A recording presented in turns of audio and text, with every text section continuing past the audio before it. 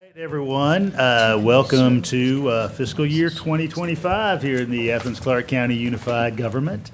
It's good to have everybody back here in City Hall. Good to be here. As it's been well promoted, we have some new entry and exit protocols in place, and we're glad that commissioners made it through the scrum. So we have a work session this evening, of course, and then we will have a special called session, and then we will have our regularly scheduled agenda-setting meeting.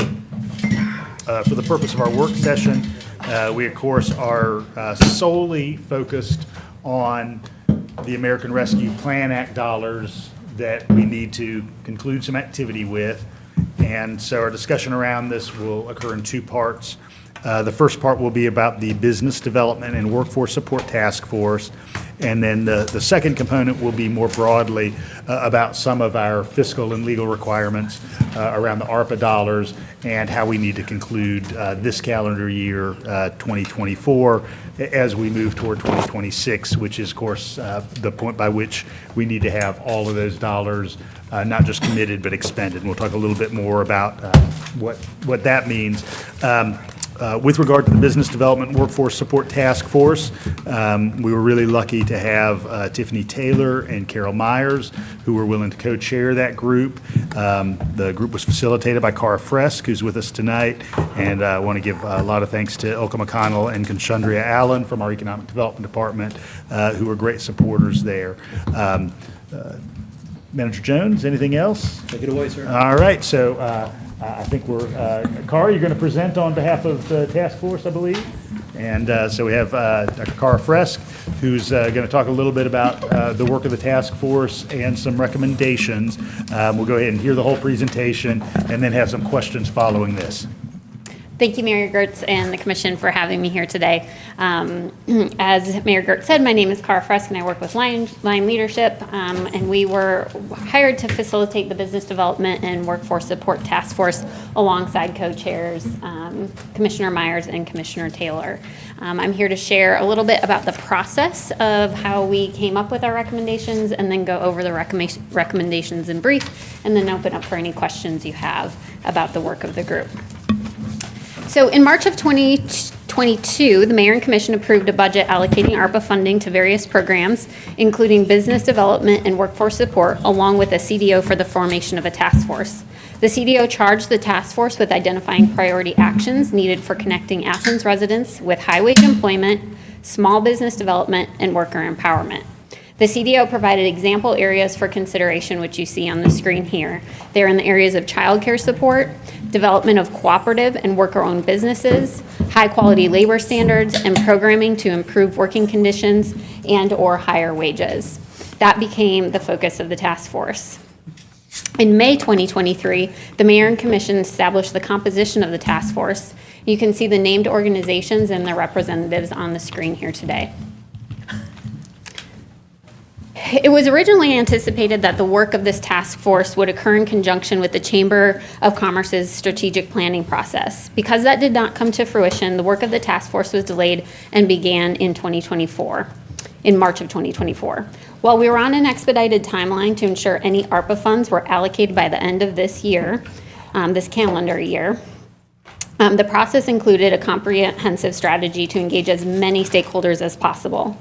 While the task force met for just over 2 months from March until June, they met nearly bi-weekly and for no less than 1.5 hours per meeting. In all, the task force met on 7 separate occasions.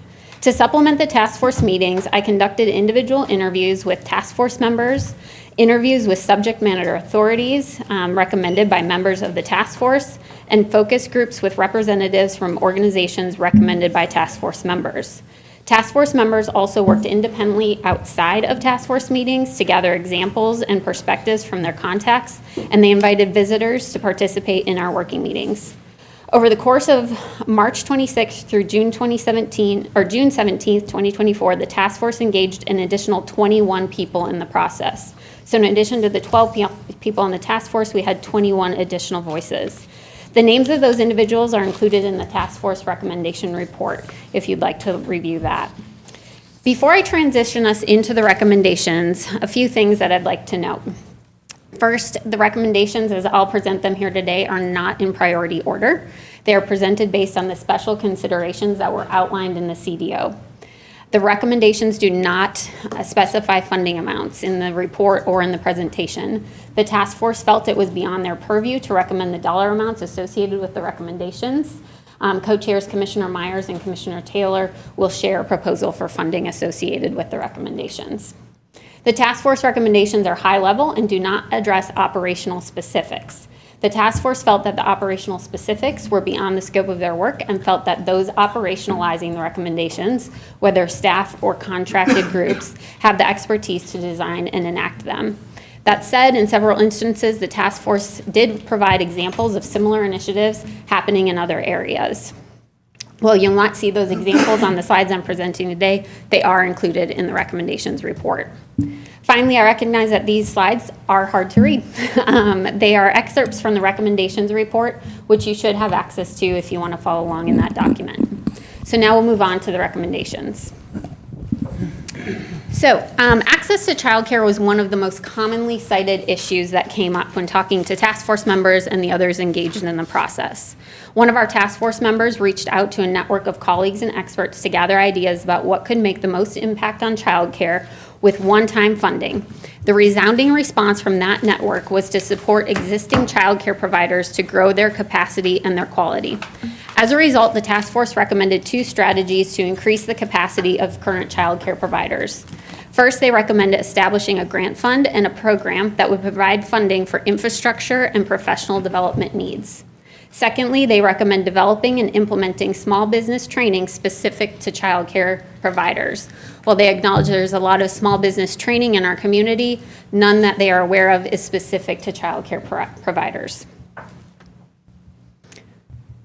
Our next goal addresses training and hiring employees into jobs in high demand sectors and ensuring that those jobs pay living wages and provide opportunities for advancement. While the strategies to provide grant funding and to establish a robust job fair are not novel in our community, the intent is to expand and coordinate existing efforts to further the reach and impact of such efforts. Moving on to small business development, the task force felt efforts should focus on businesses where access to capital could make a significant impact, not just on the business, but also in the community. While you see that one of the strategies is to identify what an impact business actually is, the task force conjectured that an impact business may be one that could demonstrate women and minority-owned job creation, childcare job creation, second chance job creation, worker-owned job creation, green job creation, and or youth job creation. The next 2 goals address the cooperative and worker-owned business considerations set forth in the CDO. The overarching sentiment around cooperatives and worker-owned businesses is that they are highly beneficial and very little is known about them in the community. Did you have a? Yeah, I just, that list that you rattled off, I don't see that list in the presentation slides. Is that captured in writing somewhere for our reference later? Which list? The list that you just associated with small business development. I believe it's in the recommendations report. Okay. Yep. So these 2 goals are to address cooperative education. With the task force really recognized that they could be highly beneficial and they are not, well, there's not much known about them in our community. So the task force felt that energy in this area should be educating businesses about their options and supporting those that choose to move forward in that direction. The first is to support businesses who are looking to transition out of ownership. Most commonly, options for these folks are to close their doors or to sell the business. This strategy opens up an alternate option to transition the business to its employees to become a worker-owned business. The second goal in this area is to help small businesses join forces to create a cooperative that will enhance their marketing and purchasing power. So you can bring together several small businesses who can then work in conjunction for marketing and purchasing power. Moving on to worker empowerment, the task force felt that education was the key to developing an empowered workforce. While they recognize that there are efforts to educate employees on their rights, the efforts are currently uncoordinated and often delivered ineffectively. The task force recommends establishing training programs for 3 specific audiences: youth, adults, and nonprofit employees. They further recommend that these programs be designed as train-the-trainer programs so that they could be delivered in the community and in businesses, which would promote a further reach and increase the likelihood of sustainability. Finally, the task force saw opportunity for increasing apprenticeships and ensuring fair labor practices in publicly funded projects as a means of increasing worker empowerment. This goal calls for strategies that increase apprentice training, incentivize the use of apprentices in publicly funded projects, and educate the community about community benefits agreements. That was a very brief and quick run-through of the recommendations of this report, but at this time what I'd like to do is entertain any questions that help you further understand either the process or the recommendations. And sort of beyond these, kind of what I'll ask for next, kind of beyond any questions pertinent just to kind of the words you saw on this set of slides, is for Commissioner Myers to kind of talk a little bit more about the anticipated next steps, kind of as co-chair. So, Commissioner Thornton. Mine is on the process. I'm still not, I think you said earlier that you were delayed because of, I guess, the separation of the chamber and your group. What was that all about? I'm not privy to the details of that happened before I was brought on board, but essentially the idea of the CDO, there were originally 5 bullet points. If I'll go back to this slide. So you see there's 4 bullet points of special considerations that the task force was meant to address. There was a 5th one, and that is the one that got pulled out and put into the chamber's strategic planning process. So once that happened, this group still needed to exist in order to address these 4 special considerations. And that was effectively pathways to high-wage employment that exists in Clarke County.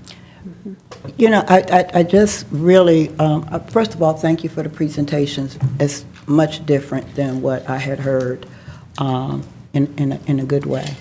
I really struggle with what we voted on as a commission in the CDO, and someone else decided what pulls out. This should have been a collective initiative. And I think that because it wasn't collective, whoever pulled it out, that 5th bullet, it has caused major confusion in this community. Now, again, this is much better than what I've heard, but I think it could have been much better, and it would have sent a better message of how we are trying to be inclusive and working together. So I'll wait to hear Commissioner Myers' points before I give any more comments, but I do think that we've done a disservice to this community, whoever gave the authority to pull that one piece out. Please, that was just my thought. It's no comment. Yes, sir, ma'am. I wanted to piggyback on Commissioner Hewell's question, because I've just had time to open my compressed file that was in the email, but the report part, and and I looked on the FTP site, where's the report that the answer to where the more details are? I literally just sent it to y'all as well. There we have it. It was attached to the agenda item, but it was not sent to y'all last night. But So I just sent it. When I was looked at the last agenda week. It item, was I in didn't last see, week. I didn't see that list associated. Okay. There was like a clarity you had around how that list of things associates with one of the, and I'm missing where in the agenda. But now item that there's is. an email that has it. Perfect. Thank you. And now I would have to look at the report to see if that list is in there. If not, I'd be happy to send that to you. Those notes were pulled from our working documents. And as you'll see in that particular recommendation, the very first strategy is around identifying impact businesses, and so it is to identify what is an impact business. And so when we were talking about that, that was the big question. And so that list of things, which is to give an idea of what the task force was considering as an impact business. But that could be defined by whoever were to take this charge forward. Follow-up question on that? Just about, I see Commissioner Myers is about to give us some paperwork. I'm just getting ready. So, and I guess that was what my question was going to be, and it might be in here. I was going to ask, was there something in writing or print, but I'll just hold that. Thank you. Thank you, Commissioner Culpepper. Yes, so these ideas that we've come up with, that y'all come up with, are there examples in other communities where these Yeah. have worked?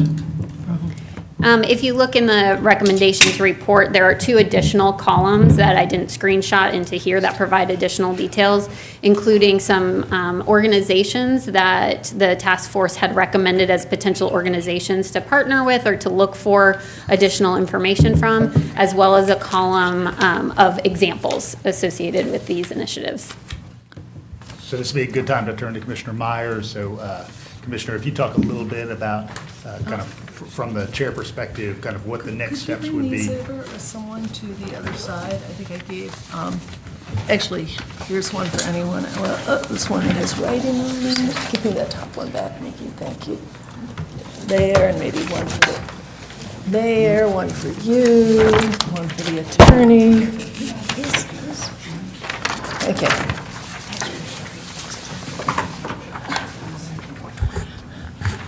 I think we do have a, can we put a copy of this up? Okay. Oh, and could, you got that other one out there? Okay.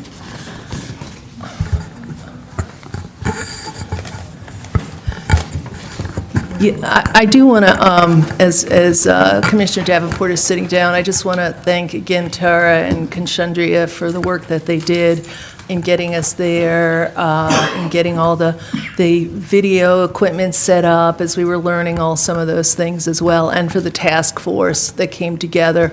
The way it worked out was that we did actually have 3 groups. One was one that worked on worker empowerment ideas. One was working on worker empowerment, cooperative, employee-owned ideas, and the other one was actually working on high wage as well, which sort of overlapped with the high wage pathways, which overlapped with what the chamber was doing to some extent, so there's more emphasis in here.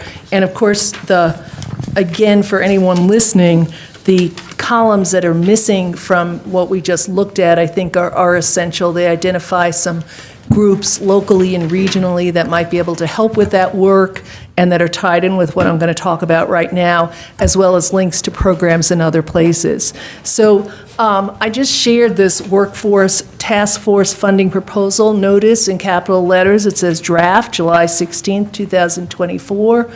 This is something that Commissioner Taylor and I agreed to work on after the rest of the committee okayed the plan that you all saw. We had a general framework that we were working from. However, because of Commissioner Taylor has not seen, I've shared it with her because she's been away and had some family emergencies. She has not seen all the details of this, just to be upfront with this. I want to mention something here. There's my small writing up there. For me, this was a challenge in terms of the funding and putting something forward, and I just want to be honest and upfront with my colleagues. I much would have just preferred an RFP process where we had something open for various entities to put forth proposals. That is something that I talked with Manager Williams. Tiffany and I both talked to Manager Williams about that beforehand, but as the times and months went past, it became clearer to the manager's office and our, I'm just calling you Manager Jones, made it clear that we really did not have time for an RFP process. So for me, as I was looking at this, I had to weigh the balance of whether or not we don't do anything because we have an RFP, we can't do the RFP process, or we have some designated funding in here as we move forward. And so it was a weight between the RFP process and the goals of this task force. And what comes here in front of you is the result of that and the winning of the goals of the task force.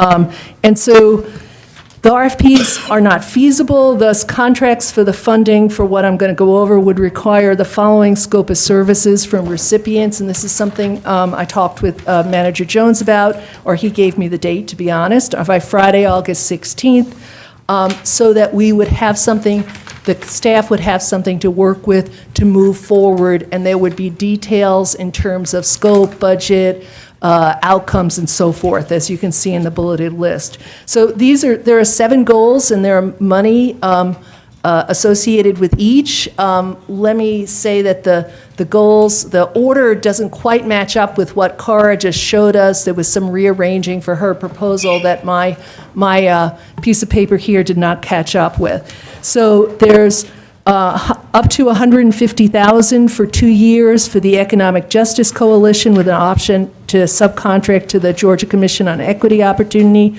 to increase empowered local workforce by teaching youth, adults, and nonprofit staff about work or labor rights, community benefit agreements, to develop curriculum and train the trainer program that addresses topics of wage theft, discrimination, sexual harassment, FLSA, contractor versus employee, FMLA, and benefits, as well as the worker labor rights.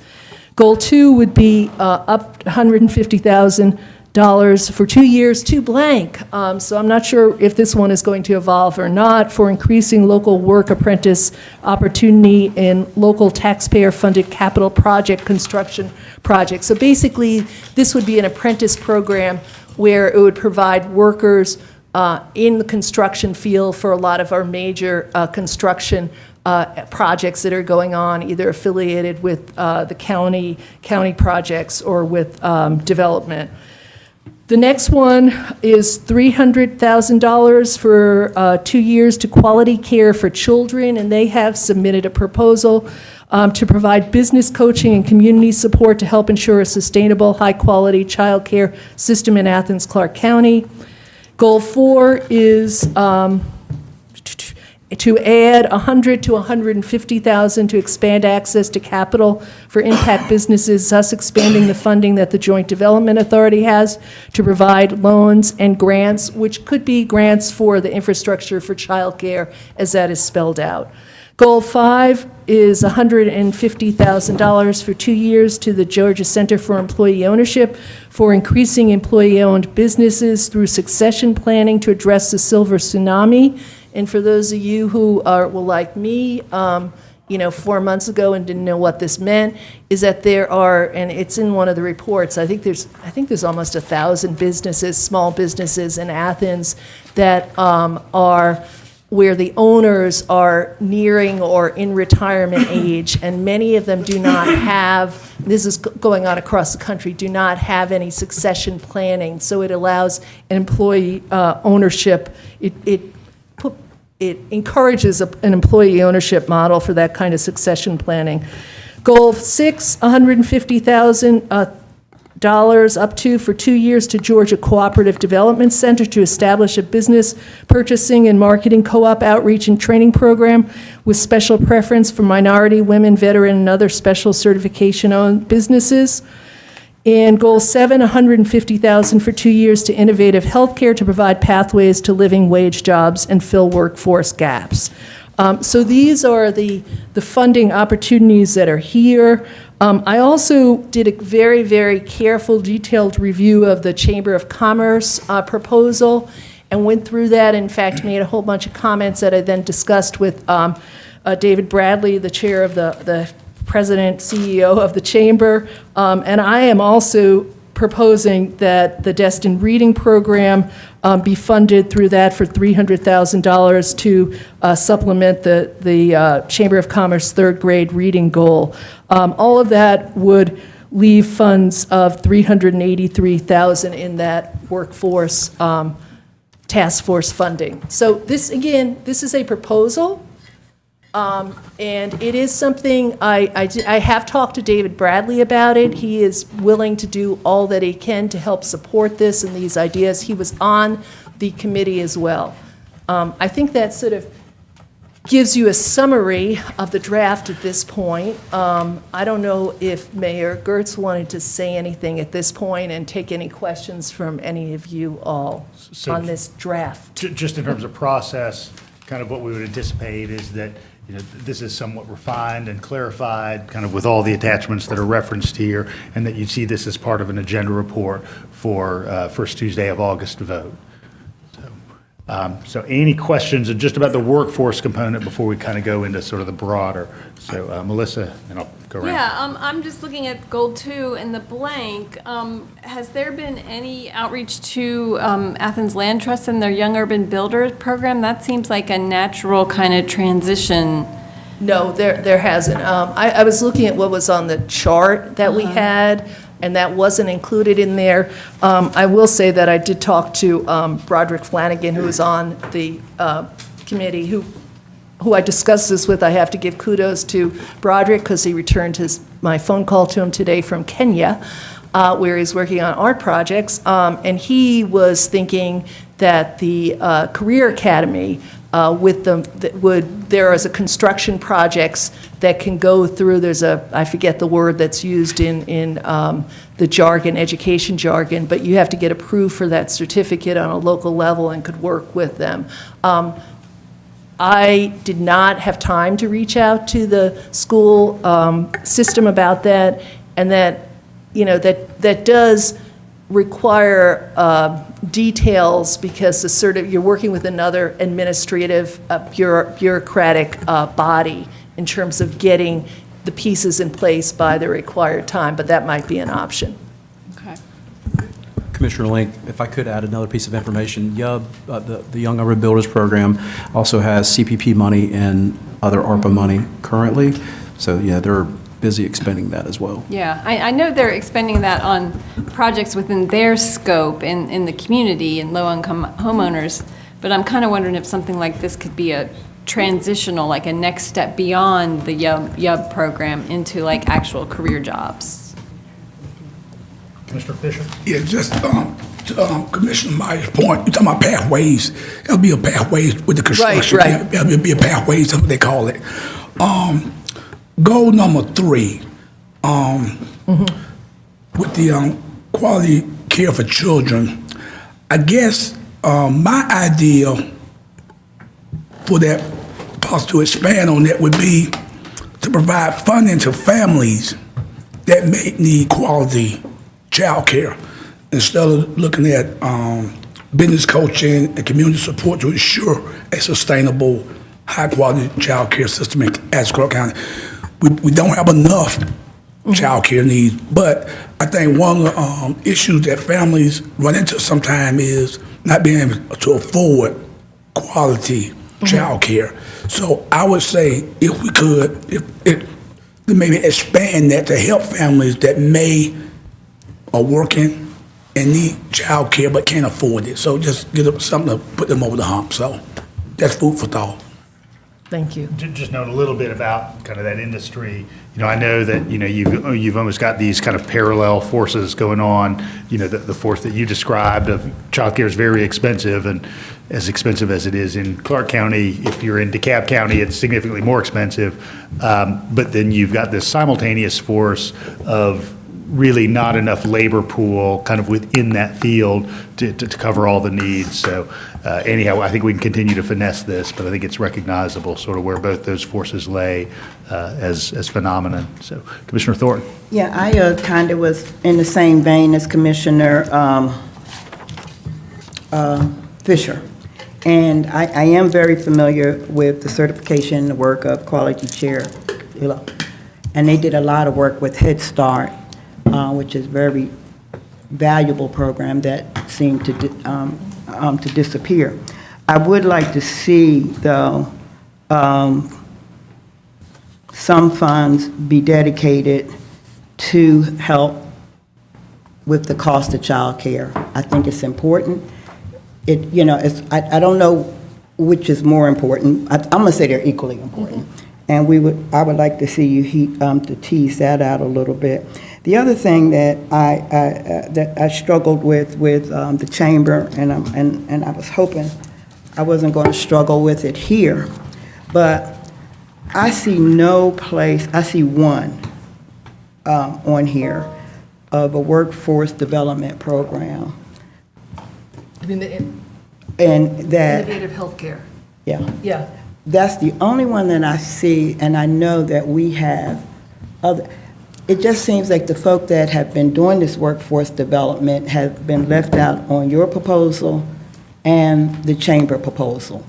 I would like to see, because I'm going to bring it up, I guess, at our general meeting, I wish you would sit down, and if you don't know who they are, I'll tell you, to see how those groups fit in here. They're doing the work which y'all are talking about planning on doing, and they just don't have the funding like that. So I'm hoping, I thought it was going to be actually number 4, but, and maybe it is number 4. But I really think that there are groups out here that are doing just that, just what these proposals are saying.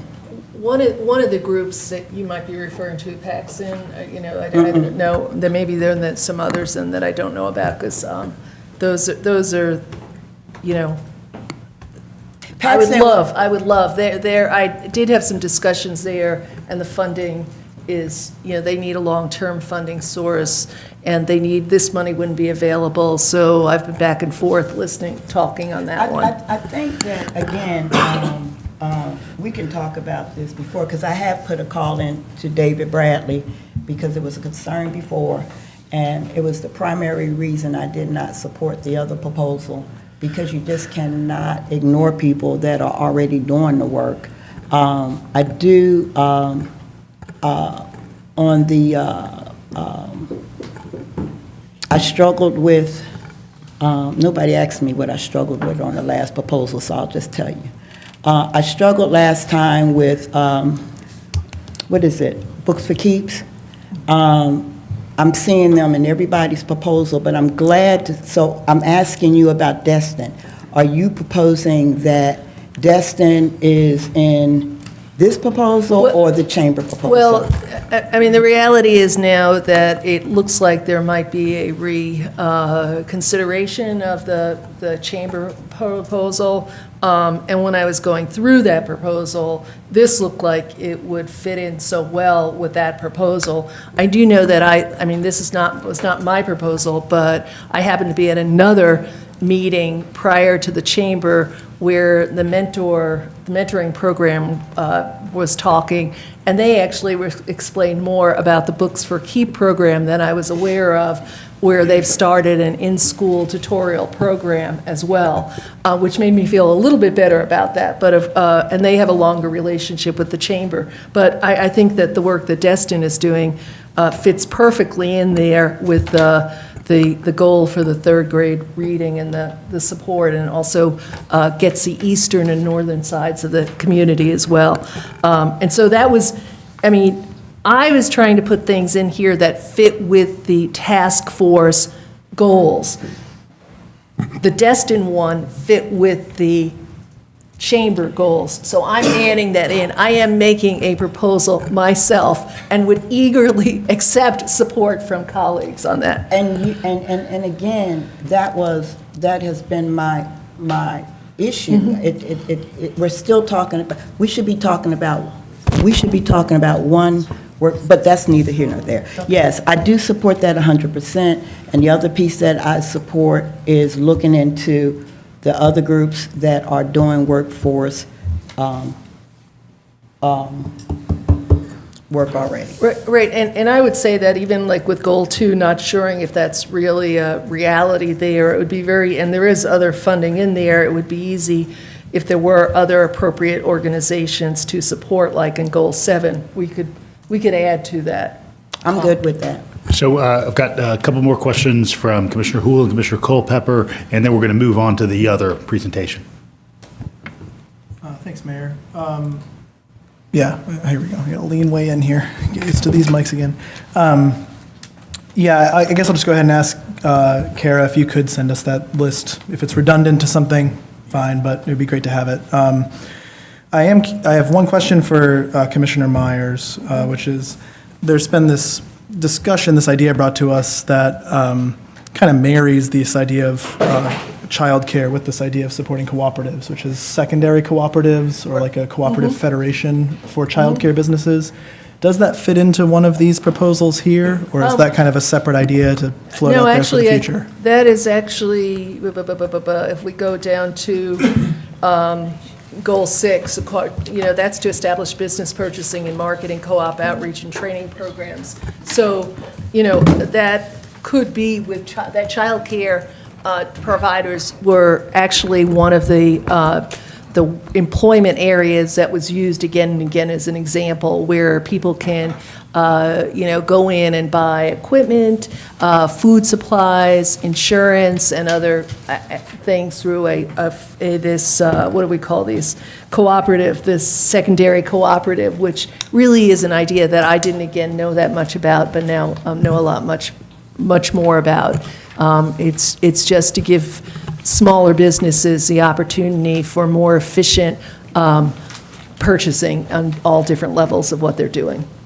Okay, yeah, I guess if we move toward a final proposal, it might be nice to include just that term in there explicitly, so whatever evolves from it, that's understood to be part of the picture. I will note the 383,000 that's left over here, which exceeds the recommendations for a number of these goals. For the colleagues who are looking for us to also maybe directly assist families who have a need, maybe that's an opportunity for funding that without eating at anything that's proposed here. And the last thing I just wanted to ask, this is probably a request of staff, but I'm curious, like, which of these proposals need to be funded by ARPA to be funded at all, and which could be funded through a different source of revenue, bearing in mind that we've got only a few months to get through ARPA, which I'm sure we're going to talk about plenty here in a minute. Does it make sense for us to try to act on with haste the things that can only really happen if we use ARPA funding, and then maybe build out that more thoughtful RFP process for the ones that could be done with general funds through an RFP, and kind of, make that commitment on the outset and move that ARPA money toward something else, whatever comes up in the next presentation. So, Well, just some quick guidance, and I'll let the attorney's office jump in. Anything that would be considered a gratuity, we would want to fund through ARPA.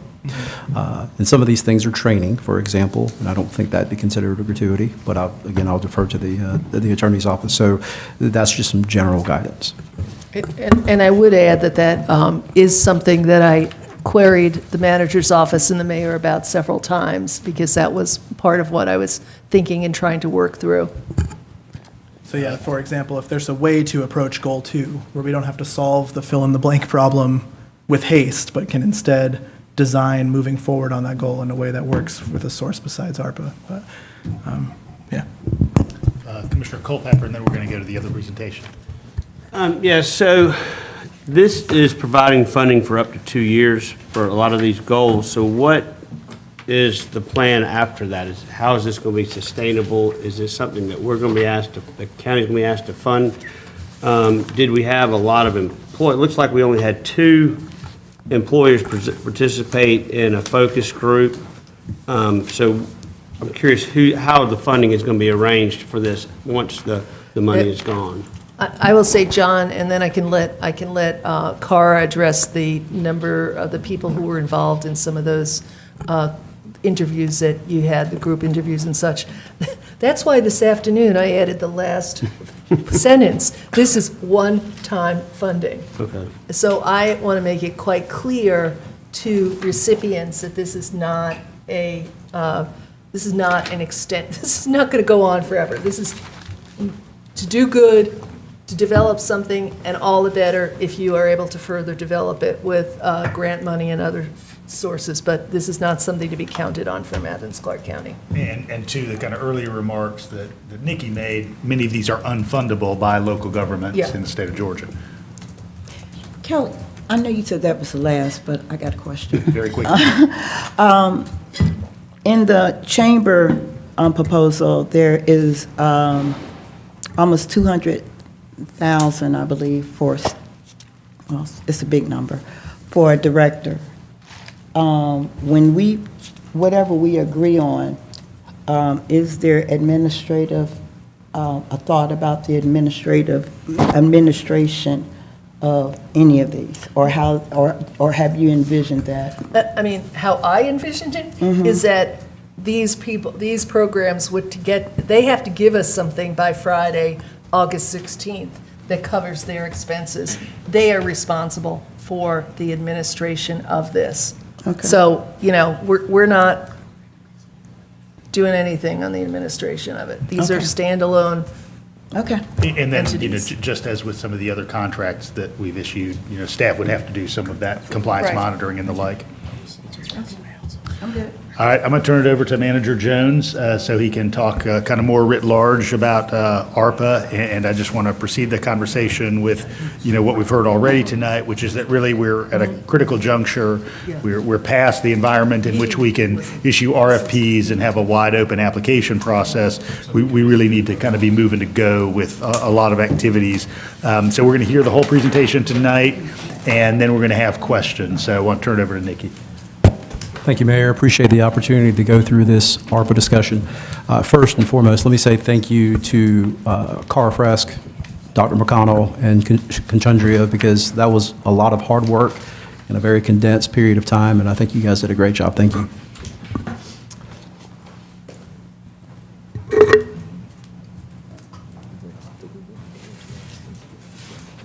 We got a lot of switching around tonight.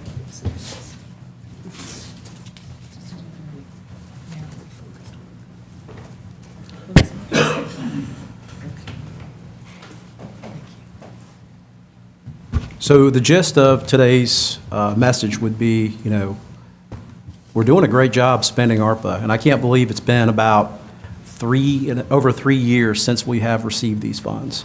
But as you all know, yes, sorry.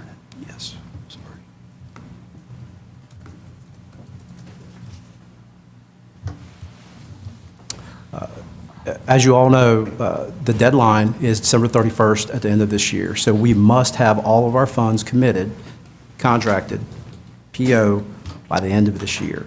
It's really important. So tonight, or today, I want to talk about, kind of the status of all things ARPA. There are some initiatives, current and past, that may be seeking an extension or some additional funding that I'd like to put in front of the commission. We do have some staff recommendations on how we could spend the remainder of the funds. We'd like to put that on the table as well. In all of this, we do have a lot of contracts out there right now, and all of this has to be spent by December 31st, 2026.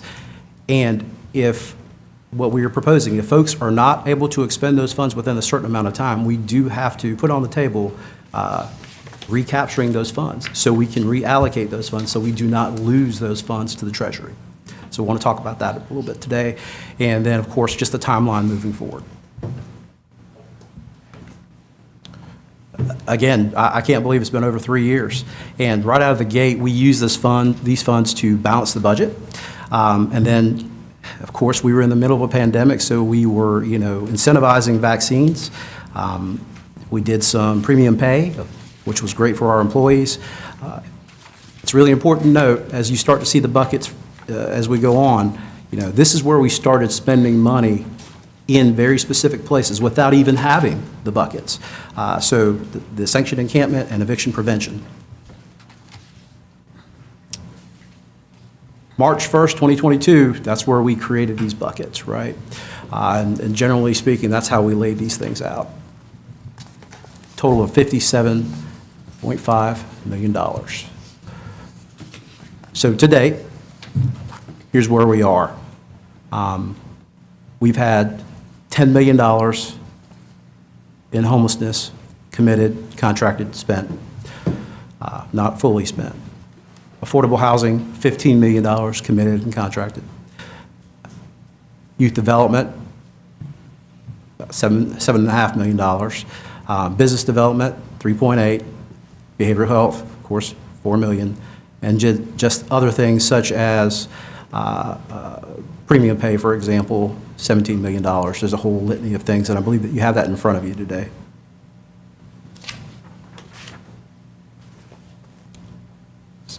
So I think this is a really important slide here. At the bottom, that's the end of the story. That's how much we have left. We've expended 90% of our funds, over 90% of our funds. That's great. But we still have, 9.3% left, which is $5.3 million. And if you'll look at the remaining balance, homelessness, there's nothing left. We've done a great job there. What we do have to contract is the actions that came out of the homeless strategic plan. So we're working through that right now. Affordable housing, you'll see a zero in contracting. Affordable housing, we're completely done. So the work is happening, and we do have $26,000 left over that came back from a contract that is already closed. Youth development, violence prevention, $3.4 million left. Business development and workforce support, not taking into account the $1.9 million. So if you put those two together from the chamber, that's what we have left to date, because if there's in fact a reconsideration, but we've already put that to the committed side for now. So really what we have left is 1.849.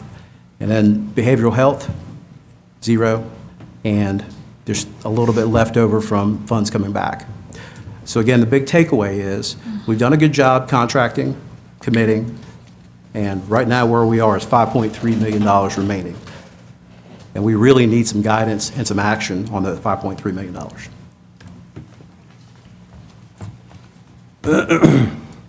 Here you'll see how much has been spent and what it's been spent on.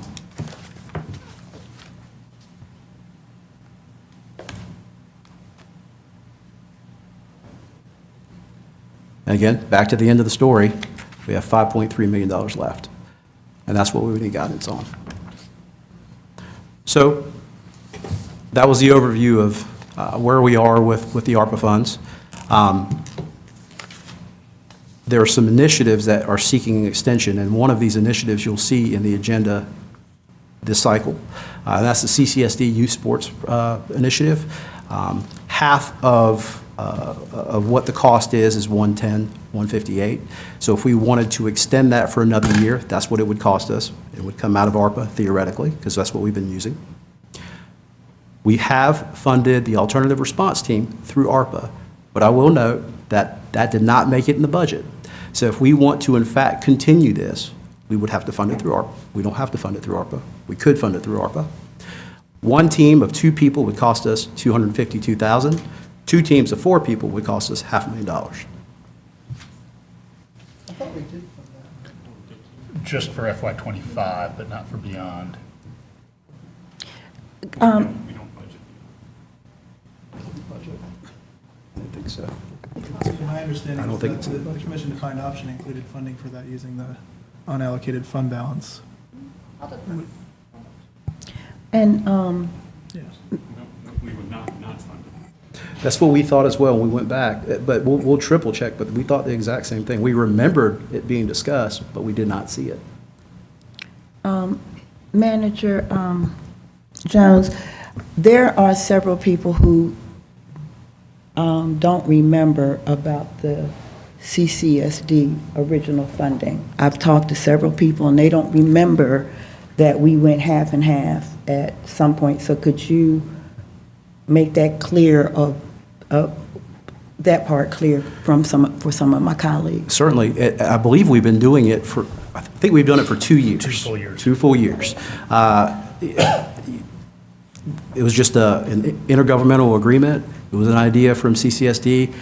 My understanding is it's been well-attended, well-used, and, I've talked to some of y'all, and, I haven't heard any of the outcomes specifically of, education. So are children now attending more school due to this?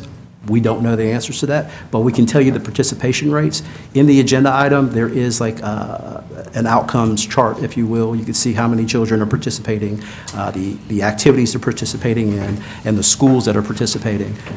But that's what we have for right now. But we have been doing it for 2 years, and this will be the 3rd if we do it. And I guess that's the point, because, I have my thoughts about CCSD, but this would be something that we're already doing, that we're wanting to continue, and that they are going to pay half.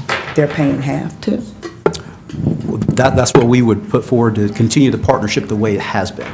Okay, so they would pay half, and we would continue to pay half. Yes, ma'am, that's what our So recommendation is. is that the full amount? That's half. The full amount's 220. Okay. Yes, sir. Do we have visibility to the ARPA funds that the school district received and how they're spending those? And how much they have left? Manager Williams, prior to me, had many conversations with superintendent, and my understanding is we're not clear on how much they have left or what they've spent it on. And I've heard others say the same thing. I can make a run at superintendent to see if I can get the information, but I know Manager Williams was not successful in that. Yeah, and stay with me.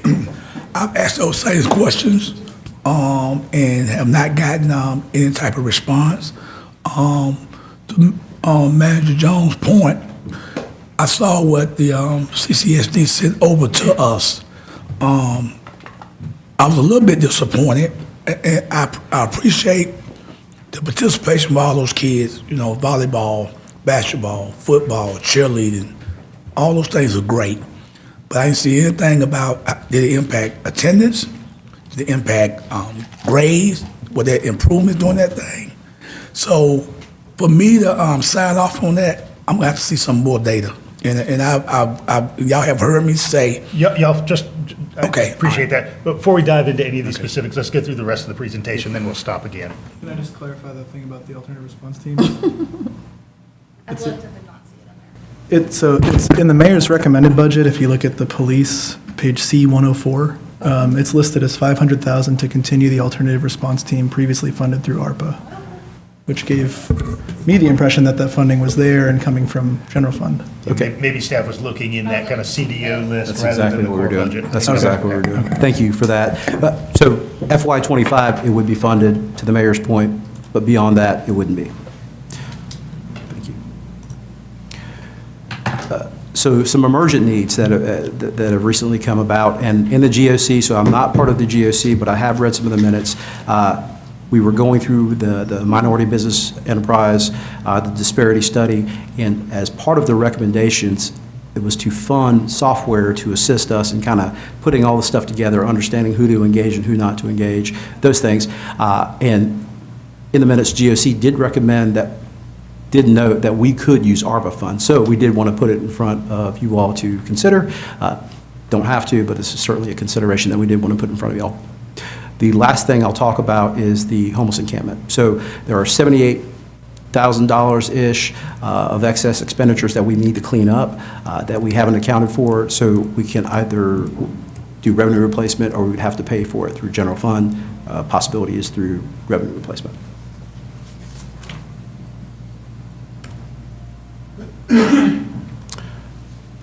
So here are a few things staff would like to put on the table.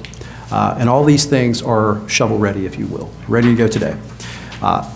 And two of the things, you could argue have a youth development bent, if you will. HVAC on top of the library, I think that they've been talking about that for a while, as I remember. So that's about $750,000. Southeast Clarke basketball courts, about $420,000. There's some other things I put forth. And so paving, let me just say, all things paving, we can use ARPA for, period, end of story. However, in this agenda cycle, there are two change orders that we could supplant immediately with $1.12 million of ARPA. It's a possibility.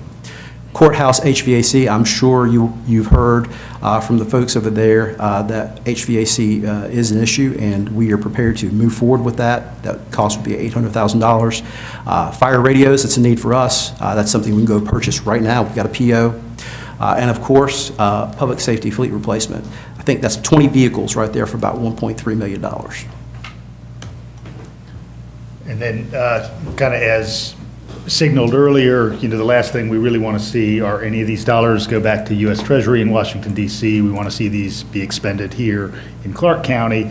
So that means we need a stopgap, something of a backup plan to say, hey, affordable housing provider, you had $1 million. As it turns out, you really only have the capacity to spend $800,000. We need a place to designate those other funds, and we need a process by which that happens. So let Nikki talk a little bit about that.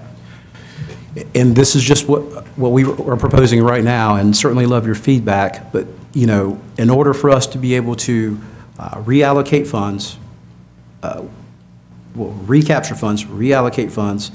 That will take some time. And keep in mind, it's a little more complicated than that, and I don't have to get into the weeds, but I'm certainly happy to answer any questions. Well, let's just take an affordable housing project, for example. If an affordable housing project is struggling to expend funds, we would have to recapture those funds. But we couldn't just reallocate those funds anywhere. We'd have to reallocate those funds specifically to another affordable housing activity. In addition to that, not just another affordable housing activity, an existing vendor or an existing contract. So if you might imagine, if, that could get a bit tricky if folks are not spending the money. So we want to give ourselves enough time to be able to do so and evaluate the situation. So that's kind of where we started. So the clock, if you will, starts January 1st, 2025. If we, in fact, make the deadline, right, December 31st, 2024, whatever contracts, we are hoping that those expenditures are at 25% by that time. We know that there are some people who would be just getting their contract signed, so what we would do is just stay in touch with them to ensure they understand our requirements. But there are those who have been having contracts for, at least a year and a half. If they haven't spent 25% of their expenditures, there could be a problem. So what we would recommend is we would have a negotiation with the organization as it relates to scope reduction, or if they can't reduce scope, we may recommend just a full recapture of it. But in all of this, the mayor and commission would take final action. So 25% expenditures by January 2025. If they haven't met that, we'd come to the commission. Subsequently, June 1st, 2025, if they haven't expended 50% of their funds, here, we know that these programs are really at risk at this point. We would offer the same thing, a scope reduction, or just fully recapture those funds. However, that would be fully the mayor and commission's decision. January 1st, 2026. So this is a year out from the deadline, right? So at this point, we want to make sure we have the funding in the right hands of the people who are going to spend the money and put the services out there or put whatever they said they were going to do on the ground. If folks haven't spent up to 75% at that point in time, we would just recommend recapture of funds. Again, it would be fully up to the mayor and commission at that point in time, but that's what we would recommend to make the deadline of December 2026. And when we recapture, that means it goes back to the federal government because we cannot meet those 3 criteria that you mentioned? We could recapture, the unified government could recapture from an organization, but what we'd have to do if we wanted to reallocate, for example, housing, if we recapture it from a housing partner, we'd have to reallocate it to another existing housing partner who has an existing ARPA contract. That's what I'm saying. Yes. So it wouldn't go back to the Treasury immediately. It'd come back to us and we give it to somebody else. And- Just we're trying to keep it from going back to Treasury. That's right. And technically, we really only have 3 that I can remember. 3? 4. 4? Housing Authority. Oh, yeah, okay. So, okay, I'm good.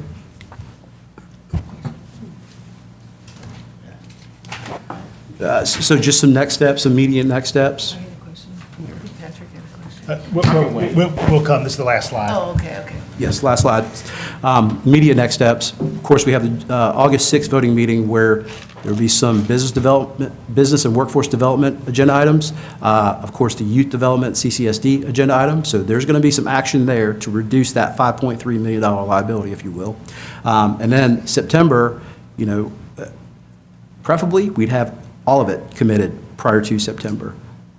That's certainly staff's preference. However, September voting meeting, we're really saying, that we really have to have decisions at this point in time, right? And we would recommend some sort of resolution to recapture the funds, just so we can signal to our partners. So our partners just know in advance. We want to communicate with them that, here is our process that we're putting forward to recapture funds. Please be aware. We hope that you're spending your money in an appropriate amount of time. This gives staff the ability to communicate with our organizations a little bit easier if we had a resolution. Patrick?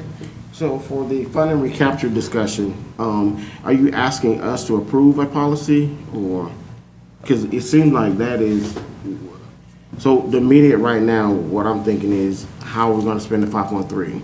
And then January, we need to worry about like, hey, who's not met the 25.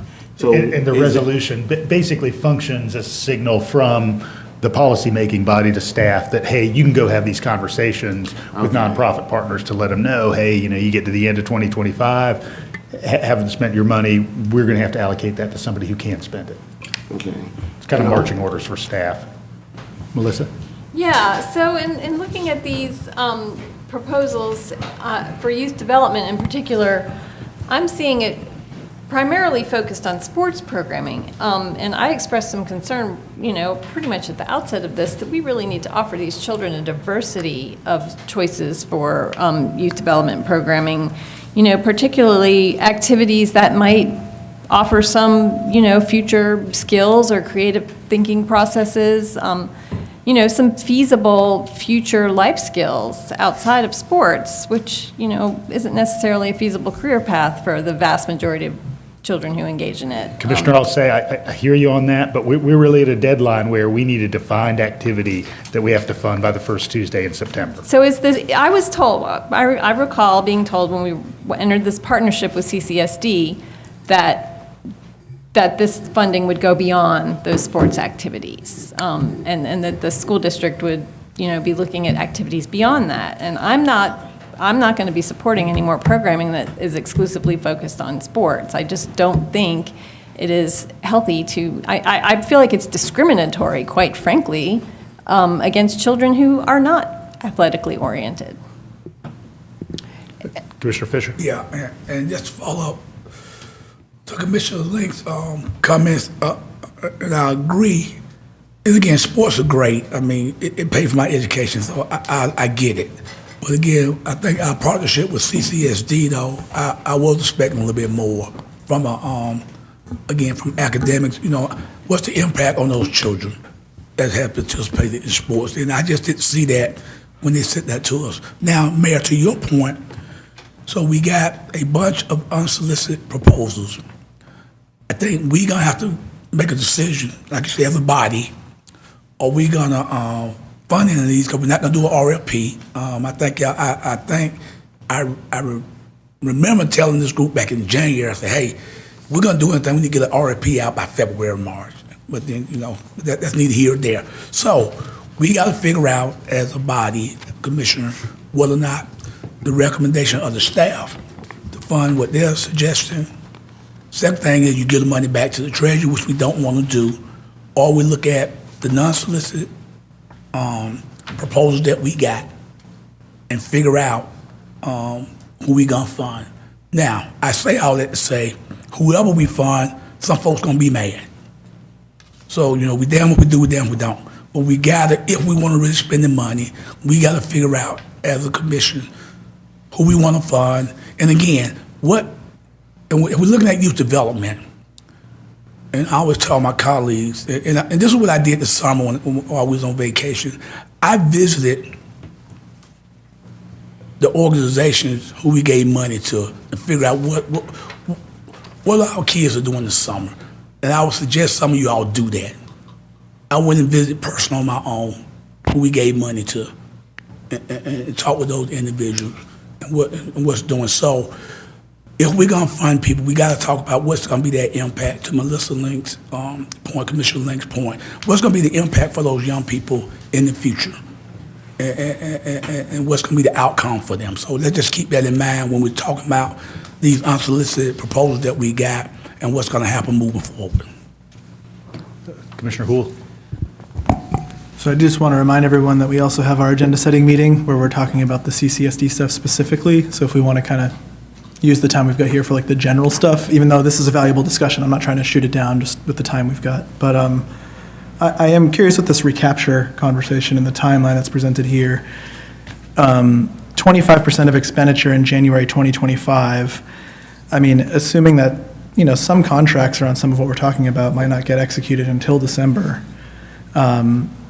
I worry that we're setting up whoever we partner with to just be like incapable of spending a quarter right off the bat. So I'm curious if that January 2025 is too soon, basically, to expect that much spent. So there are two different groups, and I hear you. We just talked about this, as a matter of fact. So there's groups who have had contracts for over a year and a half, if not longer. So wouldn't we expect, I think, them to have expended 25%? For those who are just getting the contract, I 100% agree. We agree. There would be some additional flexibility, and we can work that at what those criteria are specifically. But we did just want to signal, we've got to spend this money. Otherwise, we're just going to, anyhow. I hear you, and we've talked about that. And I guess just to share feedback on that notion is I could see, I don't know, I'm not basing this on actually having had specific conversations with people who are managing these contracts, but I could see agencies that we've awarded funding to who know that they have until the end of 2026, they're cobbling together a budget from other sources as well, and they might just be keeping that in reserves, thinking they've got more time. So I'd hate to punish them if they're moving forward on a project in real time. So I don't, maybe some kind of buffer or some way of making extra clear to these agencies, like when we're starting the clock, if we've already got that contract in place. I feel nervous about saying January 2025 to folks we've been partnering with who maybe thought they had until the end of 2026. So. And this is just an idea. If you all would like to see a different schedule, please feel free to let us know what that schedule is. We were just trying to be cognizant of having a full year to reallocate to give someone else the opportunity to spend money.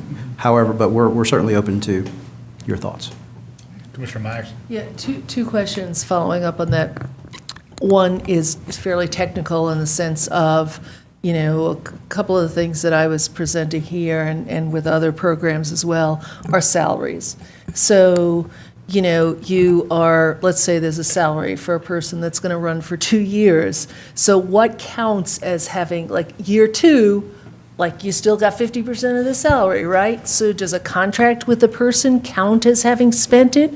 So that's one question, how that works. And then the other question is, how does it work with the sub-recipients that we have through the Boys and Girls Club and the Chamber? And is it once we give the money to them, then that counts as having been spent, or how does that work? Well, what you're talking about are the complexities of all of this.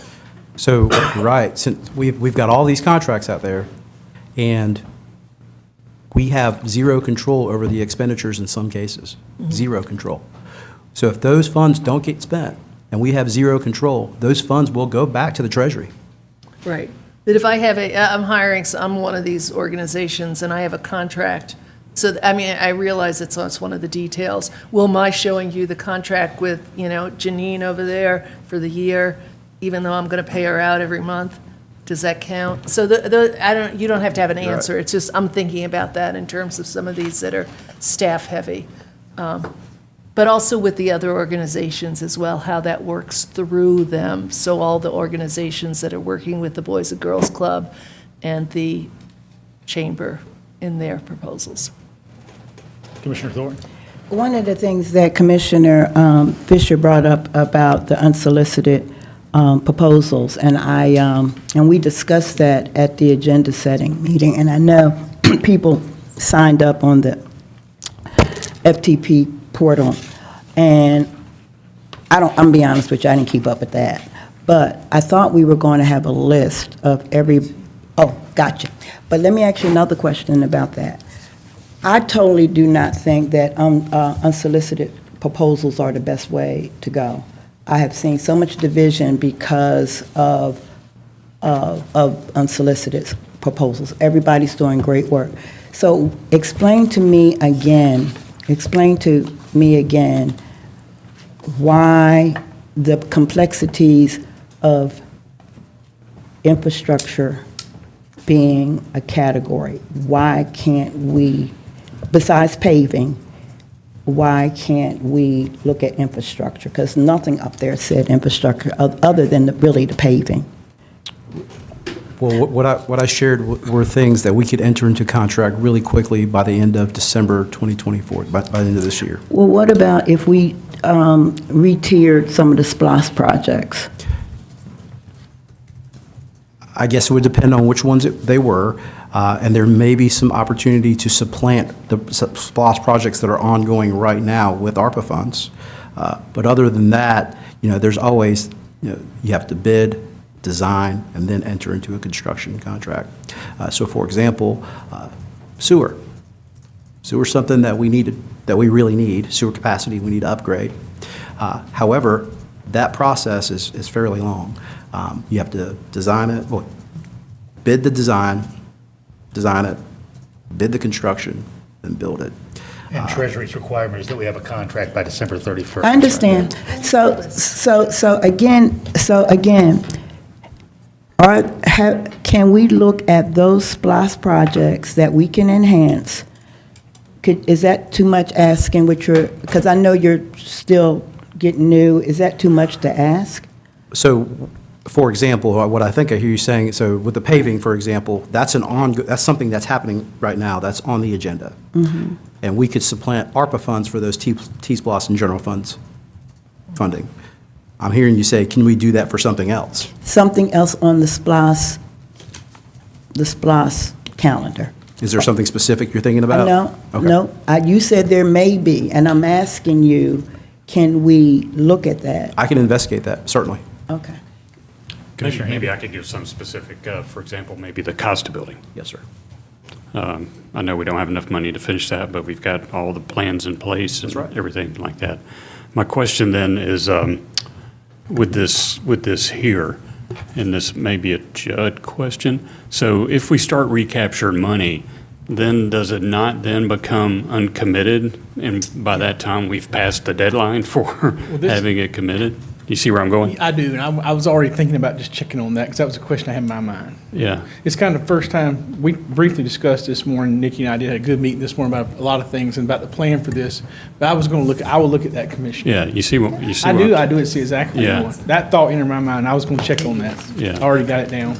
And the other question I have real quick, Mayor, is did we ever get the grant for the second phase of the Advantage building that I think was going to come from the state? And I thought we were supposed to hear something in December about that, but. I remember that being a timeline, and I think the state moved past that theoretical deadline, is my recollection. I know Commissioner Houle, you're our liaison. Do you know if Advantage received those state funds that they were hoping for the kind of further build-out of the behavioral health facility on Mitchell Bridge Road? And how much was that supposed to be? Do you remember? I remember it being somewhere in the $4 million range. That's what I was thinking as well. I don't believe Advantage got the full amount, but like there's been a lot of can kicking with that discussion too. So I believe the last meeting that we discussed that, which is at this point a couple months old and information still wasn't there. But I can follow up on that to find out. Yeah, we'll pursue that I question. think it's helpful, just it's one of those things that I think our communities recognize as important. So if we can, if we have the 5 million there, and it can help in some way to get committed. So. Commissioner Fisher? So Mayor, to close the circle, I want to understand what's going to be required of us. So do we need to come back by August the 6th to try to figure out how we want to spend the rest of the money, or how do we want to move forward with this? So process-wise, we've got these two dates pinned on the calendar. August for the CCSD sports partnership, relatively small scale. Larger scale is the workforce component that we talked about earlier. So that would be August. And then the desire is September, the rest of it. Okay. September 1st, the rest of it.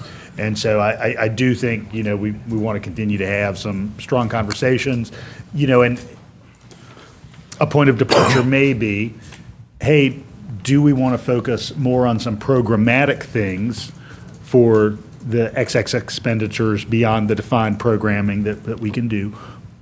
Or do we want to go to some capital items like paving, like HVAC, like the behavioral health facility, and like Costa? I mean, I'll say it's pretty clear that in so many cases, we've got defined architectural plans, we've got drywall, flooring, et cetera, that we know we can buy those things, and we know we can get contract by the end of the year. I mean, those in some ways are probably the cleanest kinds of expenditures we can make, from my view. Yeah. Patrick? Yeah, just a follow-up with Manager Jones.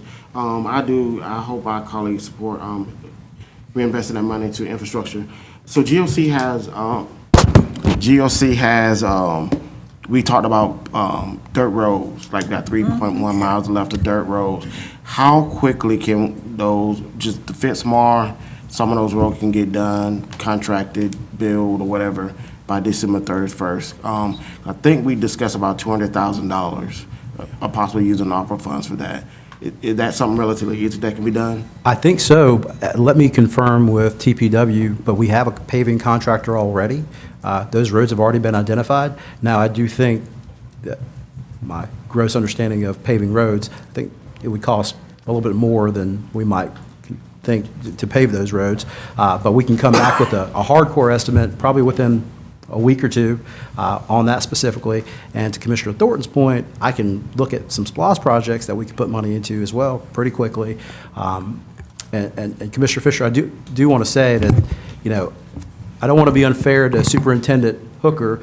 I have not talked to Superintendent Hooker. I can talk to Superintendent Hooker this week to talk through, you know, some of the things that y'all might want me to talk through. And then within a week, I can send an email out, say, here's where we are, all the things, just to follow up to this discussion, if that's okay. But just to my colleagues, can y'all just keep unpaved roads in your mind for ARPA funds? I just got a call from your district today about paving on that town, and they're, I mean, they need it over there with all the development over there now. So I'm there with you on that one, Commissioner Davenport. Commissioner Houle, then Commissioner Myers. Thank you, Mayor. Yeah, I guess in case it's not obvious, you know, relatively speaking, there's very few dollars we're talking about that are unspent and undesignated, right? We've got multiple agenda items we'll be discussing later tonight that are seeking to use the vast majority of that fairly large dollar figure we're talking about. So there's some odds and ends with like the leftover money from the homeless encampment or the vaccine program, but most of that money for youth development and for business development, workforce support is attached to proposals that we'll be voting on. So yeah, I agree with Commissioners Thornton and Davenport on unsolicited proposals being a bad idea and that infrastructure is the way to go, provided what we're talking about is anything that we can't get past the finish line, but we've already got in motion, if that makes sense. So I'd like us to get through those agenda items and then, you know, see how much money we're actually talking about, and then infrastructure seems to make sense to me. To that end, too, I wonder if, and correct me if I'm wrong, Manager Jones, but I was understanding you to say that the January 2026, I'm going back to this funding recapture page, 75% expenditure by January 2026, and if not, we'd recapture 100%. That was thinking that we'd be trying to give us time to fund a similar type of proposal, right? That's right. So in my mind, it's probably simpler and more efficient and would give us that buffer time for the people we're already contracted with to have a bit more time to just say that funds we recapture go to infrastructure. So like we stick with the stuff that we've got already contracted, and then if that, for whatever reason, isn't happening on the timeline that we map out, we give ourselves the few months we might need to get infrastructure funded rather than a full year to drag out this kind of process even longer. So. I totally agree, and I want to defer to the Attorney's Office, and I think we probably need to talk about this a little more, but it is my understanding that you can only take from one type of activity and give to the same activity. But we can talk about that further, just to make sure I'm saying the right thing here, Judd. So just as a kind of follow-up of that line of thinking, so if we said, well, we're going to fund some paving with, you know, these unallocated dollars, and then we find in January of 2026, well, there are some folks who clearly aren't able to spend their money, and we've already spent some ARPA dollars on paving. Could we say, we're going to spend more dollars on paving? We've already committed some, and now we're just going to commit more. I guess that's a question that I'm asking y'all to pursue. I don't think there's any contracts we have out there that are attached, broadly speaking, to a type of activity that the county isn't already doing something else about, right? So if we have a youth development contract that isn't meeting the timeline we're looking for, we have a leisure services department with a backlog of infrastructure needs that we could fund, right? Similarly, we've got more and more affordable housing projects that we're somehow attached to. So I would think that if one of the affordable housing contracts falls on its face, that there's also a similar enough project that we could fund there. So I think the only quirk is we have to have already spent ARPA money on that thing. So for example, we've spent ARPA money on North Downtown. let's say there were other North Downtown expenditures, it's my understanding that the Treasury provision says you could pursue that because you've already spent some ARPA money there. Well, then maybe the way to tie this all together is to take that small fraction of money that's left, both undesignated and unexpended that we're talking about, and make sure to put it toward something that we think we might need to keep on reserve. So I think we'll get a little bit more guidance from the attorney's office and from management.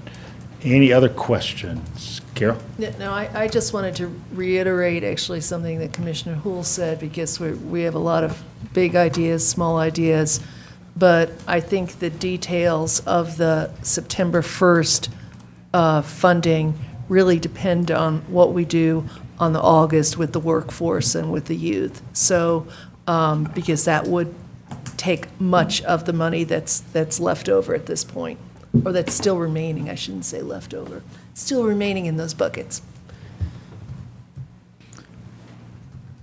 All right, entertain a motion to adjourn the work session. So moved. All right, I've got a motion from Commissioner Thornton, a second from Commissioner Fisher to adjourn the work session. We'll see everybody for the special called session at 6 PM.